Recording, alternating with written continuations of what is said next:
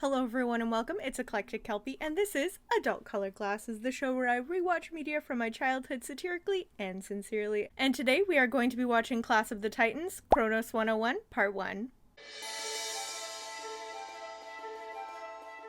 So it seems like 2005 was a very busy year for Greek mythology high school student adaptations because Percy Jackson came out in June of 2005, and then Class of the Titans, which is a Canadian cartoon surrounding the descendants of heroes of Greek mythology, came out in December of 2005. So much good stuff.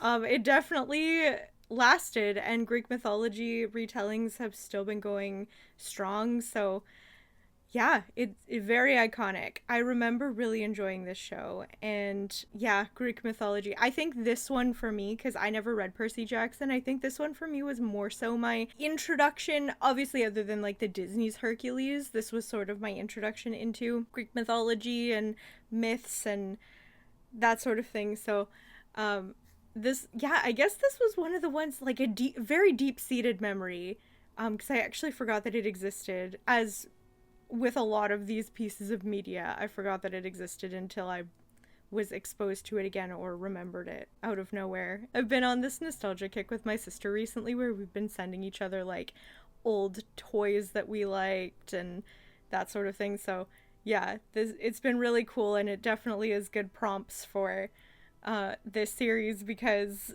so many good pieces of media. Loved it. But yeah, I don't remember how this starts. I remember the archetypes of each of them fairly well, I think. I remember Teresa being my favorite. Also, she's voiced by Kelly Sheridan, who voices all of the Barbies in the OG Barbie movies. So, love her. Love that. But yeah, I think the only thing I really remember about the overarching plot is that they're fighting Kronos, like they are essentially taking the spots of the Olympians to fight the Titans again.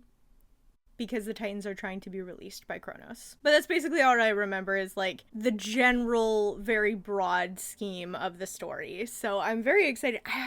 I kind of have a feeling I'm going to want to watch this one through.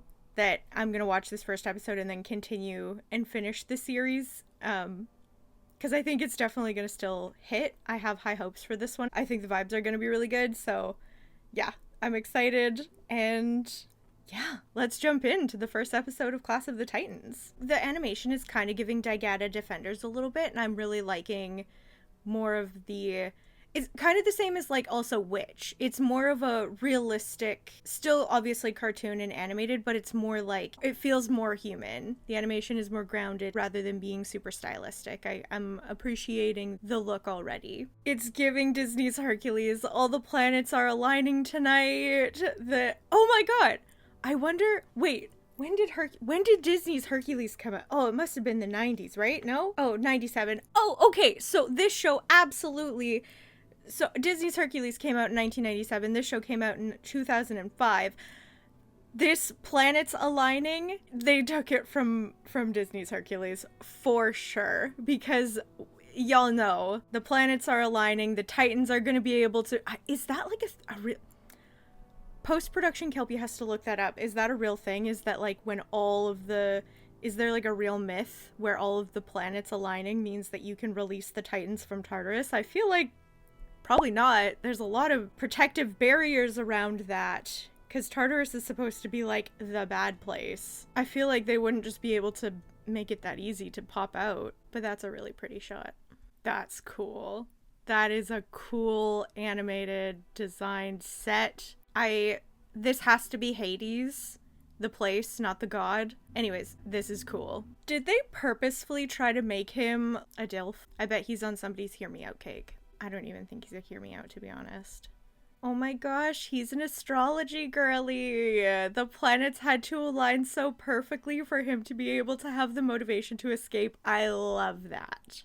Also, okay, I'm like super appreciating all of these components because I just think that this is so cool. The weapon choice, I feel like it's obviously like once we get going and we get into the story and stuff, we'll see everybody's like signature weapons and everything, but like I'm so here for a signature weapon. I love it. I love that he has this cool sickle thing. So cool. Oh, you know what, the other thing that's kind of cool that I appreciate is that these, from recollection, obviously it's gonna like do it in the full theme song, but they're not actually like demigods, they're children of heroes. So like Jason and the Argonauts is Jay, and Odie is like Odysseus and that sort of thing. So it's like sons of heroes, not of Greek gods themselves, which I like that take on it as well, because it's, yeah, maybe some of the heroes in mythology became demigods or were demigods, and like were honored and that sort of thing, but like it's kind of cool that a lot of them were just like humans or more human than god, and it's makes sense that they would have descendants like this. So I like that component also. I like the opening theme.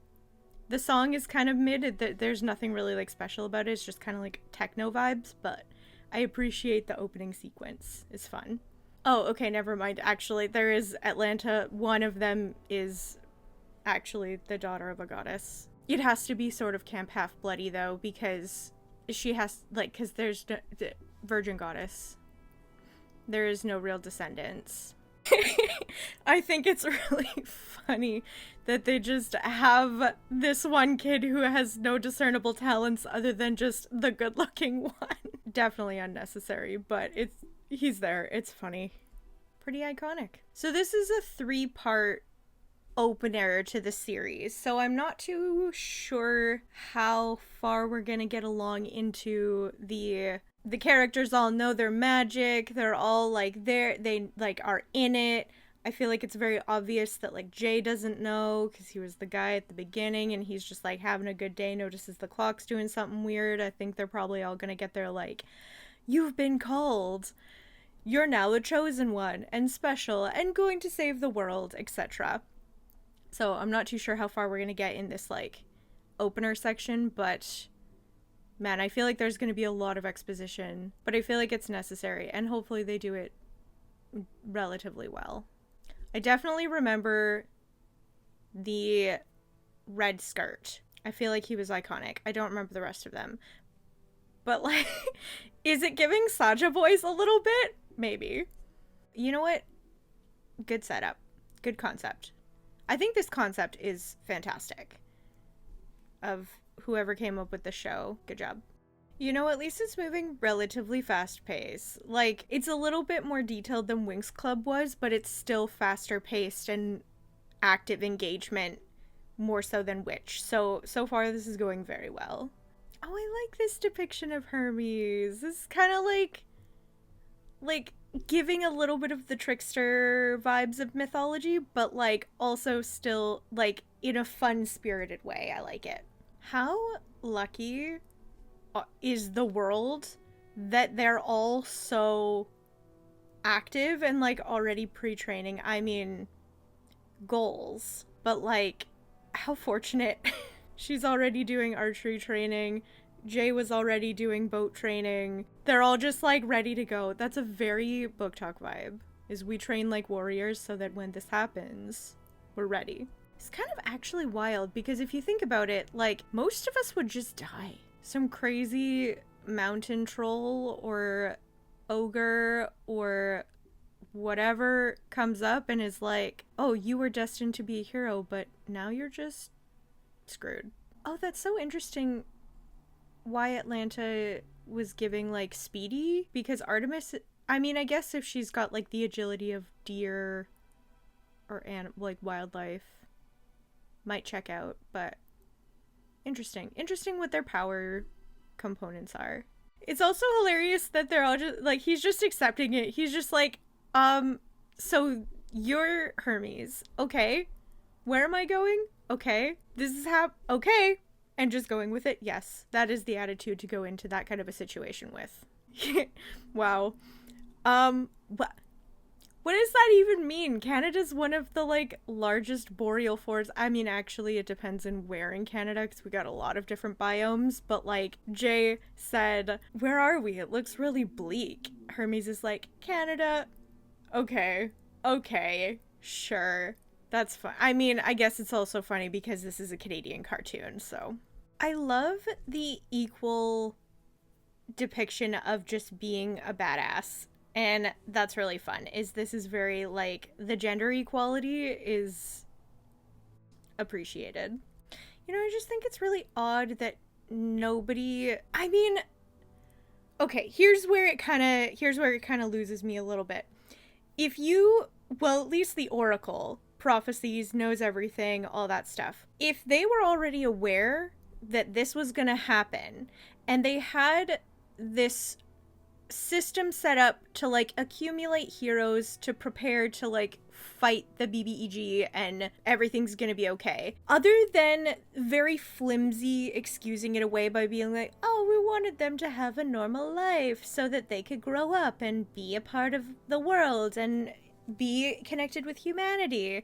Like, okay, you can do that while also not being like, oh, you're 18 and you are being thrown into this world that you now have to learn how to operate under these new magical rules. Like, if you already know who they are and you already know that you're gonna need them to be, like, ready to go, why wouldn't you tell them when they're younger and able to process this and grow up in a habituated environment where it's supposed to be magic systems and stuff, like once you have gotten this baseline of what the world looks like, it can be very jarring and difficult to switch worldviews and perspectives. And why wouldn't they just collect all of these heroes, like, forever ago, prepped and been like, okay guys, it's time, let's go get the BBEG. Like, I don't know if they, because it's so, like, they already know where all of them are. They're going on a little field trip picking everybody up. So, like, I don't know, feels questionable. Especially for someone like Harry, who literally has these kinds of powers. And there's no way that he just unlocked this right now. There's no way that this kid didn't already know that he was incredibly strong. Obviously, we're about to find out if he did or not. But there's no world where he doesn't already know that he's incredibly strong. So it's like, how is that normalized for him when nobody else, like, there, I don't know. It would feel weird, right? It would feel weird to not just bring them in and train them. Feels questionable. But I also do like that each of them is having this special introduction, which is nice. Yeah, he's literally like, y'all, what are you doing? I'm trying to have some apples. Like, this is crazy. This is unhinged behavior. Yeah. He's like, it looks like they were expecting you. So, I don't know. Having a normal life, who wanted that? Not me. I would have wanted to be taken away by a Greek god forever ago and been like, you're magical and you can pew pew fire. Amazing. Please. Still. Oh, is it just like a half and half situation? Like half of them knew and half of them didn't? I don't mind that then, if that's the case. Because then we're following a POV of, like, it's very the way to do the storytelling, because otherwise if everything is just already the way that it is, then there's no, like, perspective to take, and so this is easier to have, like, the POV characters, and it's not necessarily exposition. Well, it is exposition, but it makes sense to exposit onto characters who don't know the rules of the world and who are not familiar with the environment. Because obviously if they're familiar, then why are we talking about it? And so then how do you get the audience to know all the details? But yeah, I think that, okay, this makes a little bit more sense. Some of them were like, we're just people, we're just humans. And then some of them were, like, already at this class of the Titans school. New Olympia. And that's Zeus. Spoilers, I guess, from a 2005 show where we're all watching this together as a nostalgia rewatch, but that's crazy. But I remember that is Zeus, which is wild. They all got these necklaces just dropped off to them, and they just had them and found them and wore them and pocketed them. How convenient. I want teleportation magic in real life. Because life would be so much easier if you could just poof anywhere you want to be. Oh, if they only pick up 3 of them, because there is 3 parts to this, like, beginning series introduction, I wonder if they just do 3 per episode and then 1 more, or, like, 3 and then 4 and then... Anyways, if Teresa's not in this episode, I'll be sad because she was my favorite. You know what? It fucking checks out because gods in Greek mythology, they were reproducing like rabbits, man. So like having a whole high school dedicated to just the descendants of Greek gods and demigods and heroes and whatnot, whatever, yeah, makes sense, actually. All very realistic. Okay, he's kind of cool, though. We love the morally gray villain. Actually, I don't think he's even morally gray. I think he's just a bad guy, but we still love it. I read too many books. I wonder if they're, like, dedicated, like, if they are devotees, or, like, these are their patron gods, or if they are actually, like, the parents that they have on Earth are single parents and this is like actually their biological mother and father kind of a deal. Because that's kind of crazy. These gods better be paying child support. In this economy, a single parent? Not it. But Jay had a mother and father. It has to be devotees, right? It has to be like symbolic descendants. Maybe bloodline descendants, but not actual, like, that's not their parents. That's just a bloodline thing. It has to be a bloodline thing, but, like, very far removed. Man, it really is the planets align, and that's so fun. That's crazy. Man, I love Greek mythology. Honestly, this and Disney's Hercules, and, like, there's so many other things based in Greek mythology. It's very good. You know what I have a weird thing about with villain, like, oppressive planning? Is it kind of like the Megamind fallacy of like, okay, you win. You're now the ruler of Earth. You're in control of everything. What are you gonna do with it? Like, is it literally just, like, the motivation feels so flimsy because it's just, oh, I want to be the most powerful. I want to, like, you know, but what are you actually gonna do with that? What do you do when you have power over all of humanity? Maybe that's just, like, I don't want to, like, cause mass hurt and pain, but, like, what do you, like, actually get from being the overlord of everything? Just feels really, like, I don't know, have a better motivation than that. It feels so, like, lazy. It also feels so one-dimensional. I don't know. Find better reasons. Oh, yeah, it is, like, multi-generational bloodline, great, etc., grandfather, grandmother, whatever.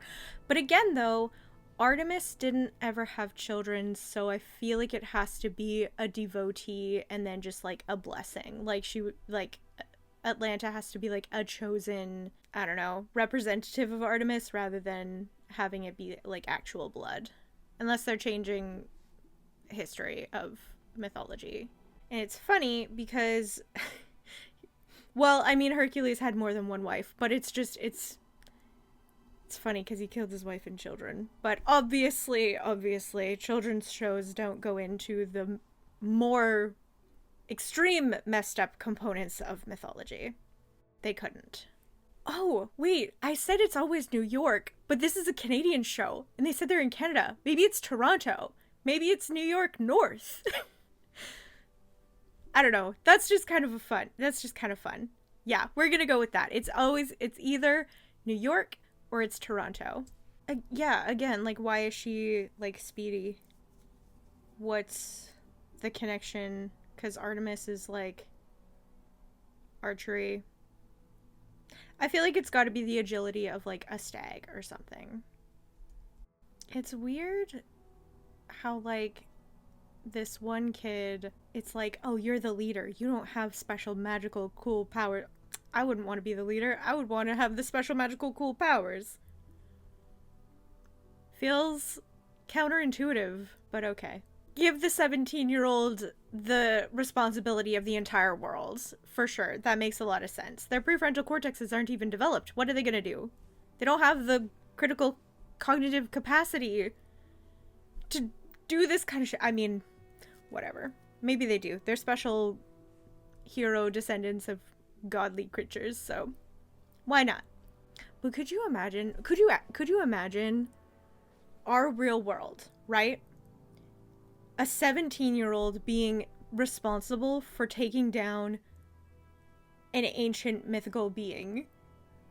I mean, sure, if you have, like, powers and stuff, but, like, that's kind of wild. I think I really like Hermes. He's the bard of the group. He's gonna go and be like, oh yeah, they're all just at boarding school. Don't worry about it.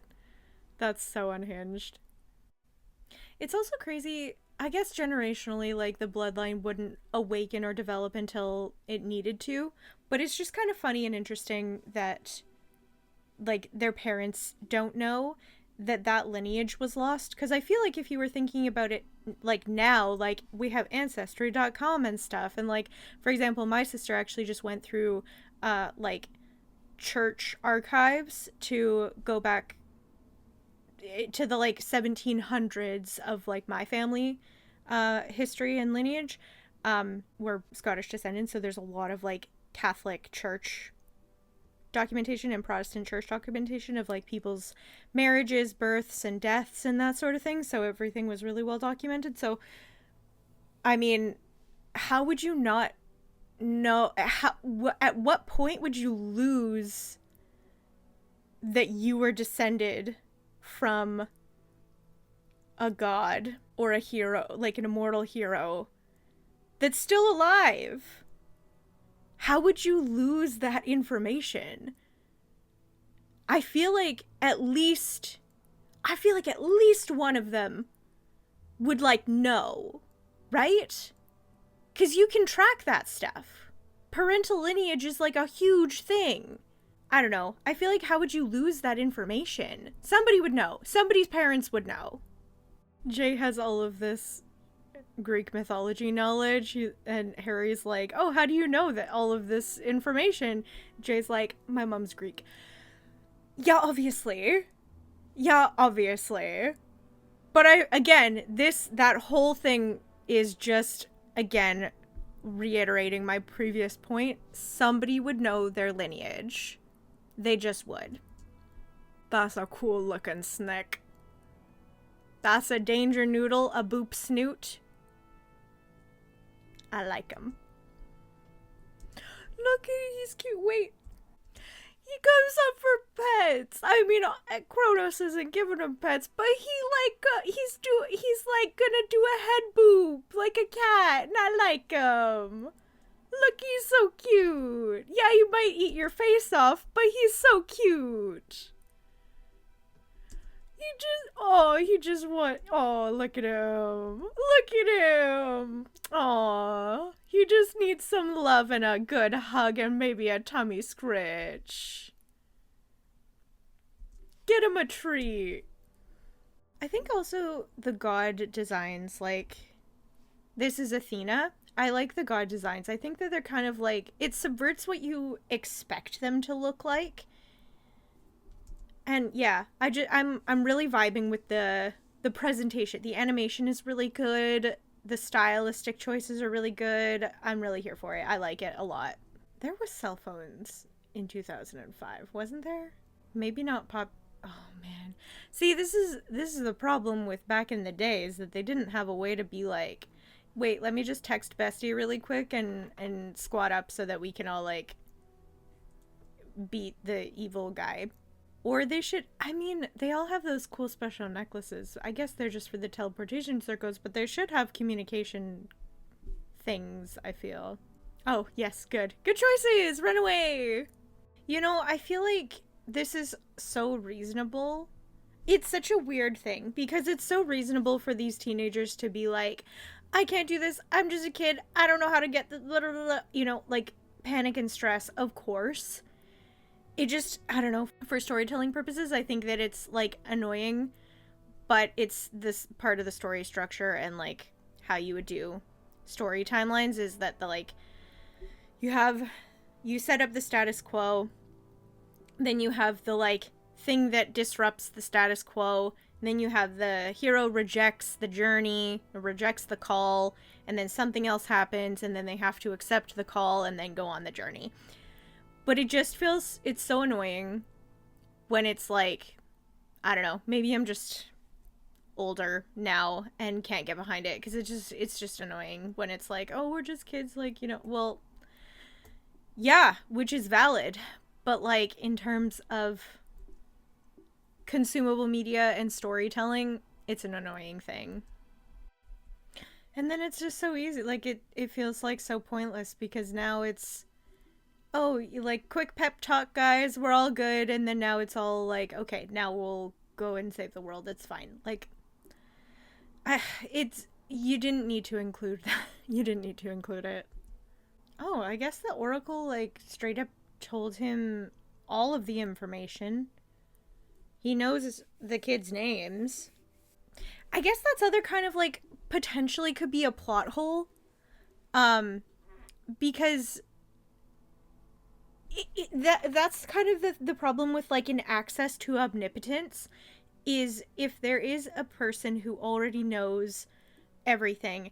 One, is it really free will because they already know how it's going to end? So like if the thing is always going to happen and your choices are going to result in that outcome, then is there free will because the outcome is already determined based on the knowledge of your actions, so anything that you do is automatically going to lead to that outcome. So if that's already knowable, then how does one operate within that knowledge of knowing? Which is so, yeah, I feel like it's very, very complicated.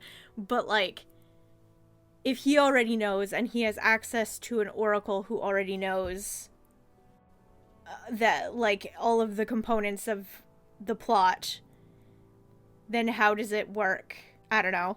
I mean, he has no powers, but like, he's still doing some pretty insane acrobatics and martial art techniques. Like, okay, maybe he can't run fast or is like super strong, but he's like more than what a normal human is, so.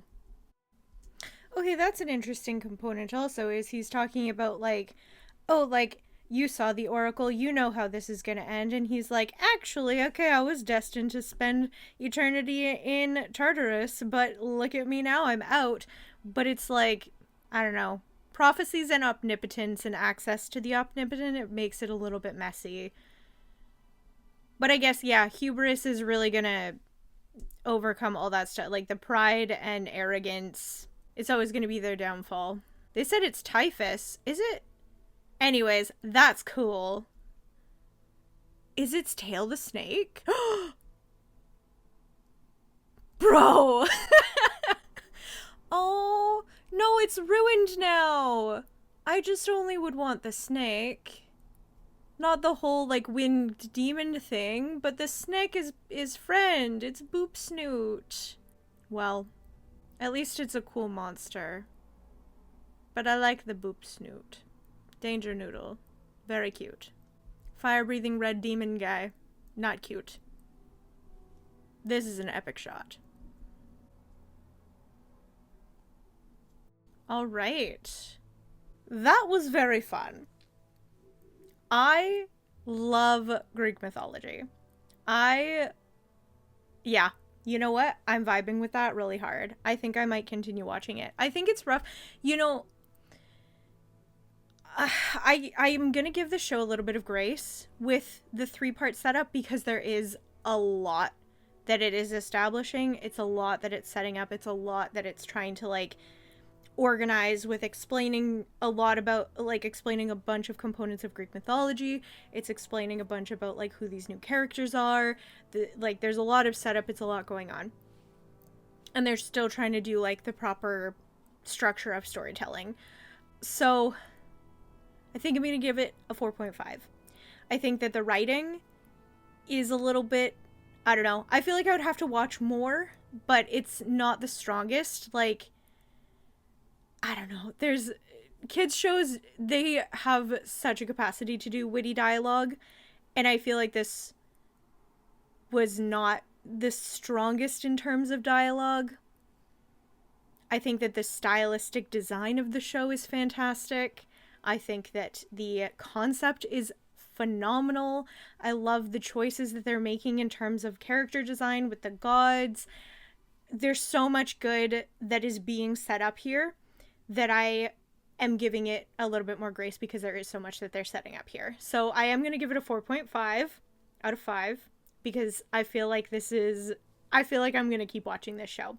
I feel like I'm going to go through a full rewatch of this because this was delight. I'm really into it.